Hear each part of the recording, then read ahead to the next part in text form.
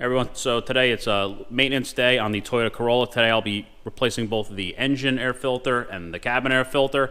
The reason I'm doing this in the same video is because Toyota recommends, per their maintenance schedule, that they be done at the same mileage interval, which is every 30,000 miles, irregardless how long they've been in there time-wise.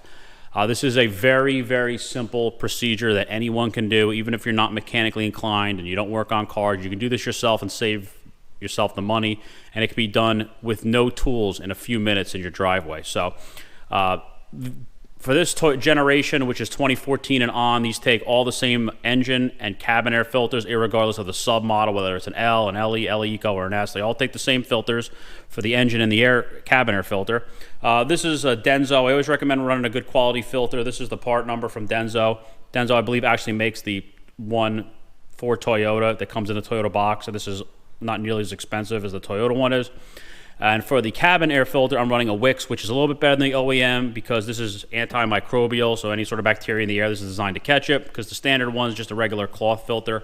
Here's the part number from Wix. So these are both OEM or better filters.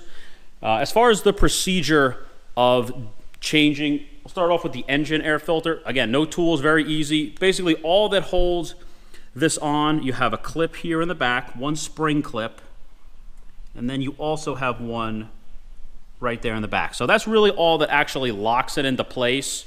So I'll pop these off right now while I still have the camera in hand. So you have this one here, it just falls down to the front, and then this one on the side will also just fall down. And now that it's out of the way and the filter's unlocked. Now, to give yourself a little bit of extra room if you need it to get it out, this wire is just held in with a little plastic clip. You can just pop that out and put that off to the side. So now the filter's ready to come out. You have your room to work. So let me just put the camera down for a minute, because you do need two hands to do this. All right, so now basically all that's holding this on right now is just this little hinge on the back. The hinge doesn't lock into anything. So basically all you're gonna do is just, I usually grab it here on the air intake and just pull it, sort of rotate it up. Now you can obviously see that exposes the air filter. And put the flashlight down, and we'll pull out the air filter, and that's as easy as it comes out. As you can see, it was very simple. It only took me less than a minute to do that. I also will inspect the old filter. A little dirty, it's doing its job. There's no holes or any sort of problems with it. It looks like it's in good shape, but it's used up its viable life now. So we'll throw that to the side. Now, here's something that a lot of people forget to do. While this is open and you have no filter in here, move this to the side as best you can. Take a look in there and see if there's any debris buildup, which you will get a little bit. That's common after so many thousands and thousands of miles. You get a little bit of junk buildup in there. That's okay. Go ahead, grab your vacuum and clean that out while you have it open. Also check to make sure that no animals, especially mice, have made nests in there. I've seen people open these up and they are absolutely packed with various things that mice use to build nests. So now is the time you want to get in there and inspect it to make sure that the mice have not, or any other animals have made a nest in there. So I'll put that down for a second. I'll grab the new filter. One thing you need to notice, these filters go in a very specific way. If you'll notice, this corner right here looks different from the rest. These three are rounded off in the same fashion, but this one's really not. It comes to a much sharper point. That is a point of reference. So basically, the filter is gonna sit like this. This corner will go towards the front left. So you'll actually see it protrude under here a little bit once it's in. So again, it's just a reverse procedure. Just sort of wiggle this out of the way and hold it up. Very carefully put this in. Do not tear the filter. Don't force it. It's just basically like a cotton-like material, and you can rip it very easily if you damage it or pull too hard. So now it's just a reverse procedure. We're gonna basically push so this locks in. This all sits flat. And then we're gonna push it down very carefully. It should have virtually no effort to push this down. And now it's just a reverse procedure. We can put that wire back in the top, back into those plastic clips.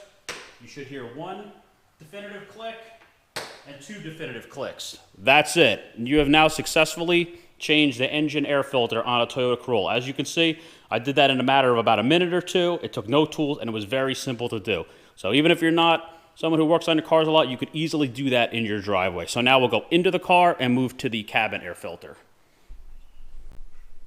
All right, moving in the car to do the cabin air filter. Also very simple, no tools required.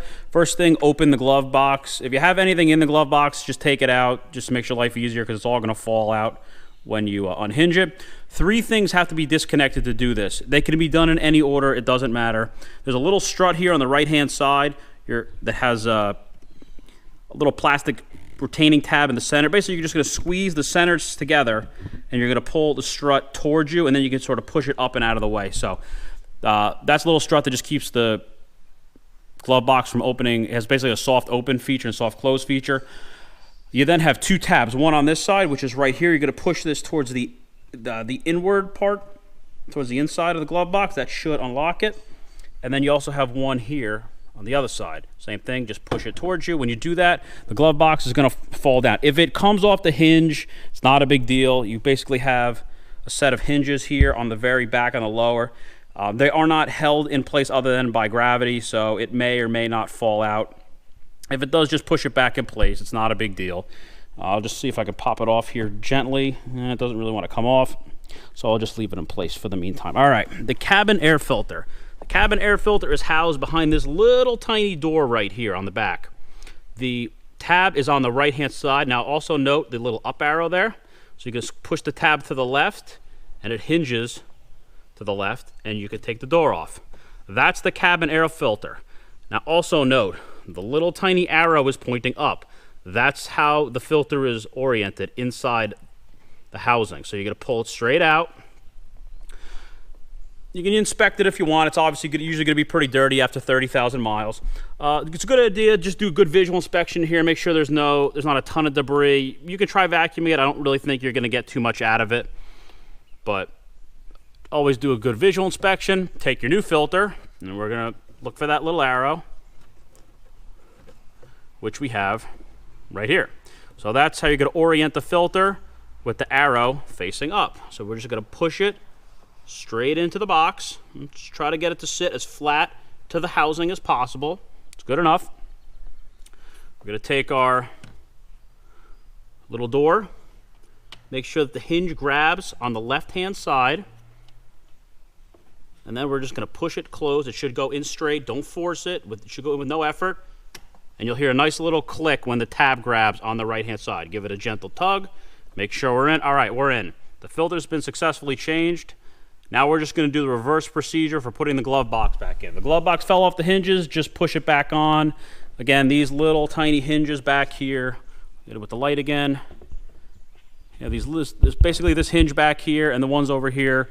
It just popped off on the left-hand side, so I'll just push it right back on. Not a big deal. So these 2 tabs, this one and the one on this side, when you push it closed, will automatically lock back in place. You don't have to hold them. So that's it. So now we're retained by those 2 tabs, and the last thing to do is the little strut on the right side. You can pull it towards you, and then push it on. It should go past these 2 little tabs right there and lock in place. Now you can give it a quick cycle, close it. Again, now it's going to have that nice soft open feature. So now we've successfully changed the cabin air filter. So that's how to do the engine air filter and the cabin air filter on these modern 2014 and newer Corollas. As you've seen, anybody can do this. There's no reason why you should be paying a mechanic to do this. It's very simple.